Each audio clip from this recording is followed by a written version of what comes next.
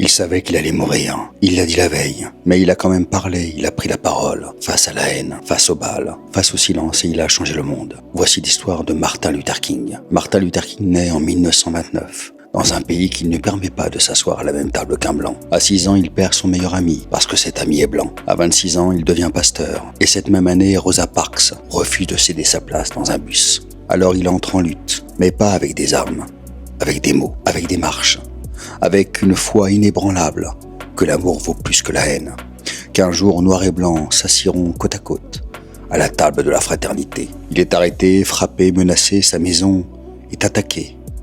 Mais il continue. Il dirige la marche de Washington. Il parle devant 250 000 personnes. Et là, il dit « I have a dream ». Un rêve si puissant que le monde entier l'écoute. Mais le rêve dérange.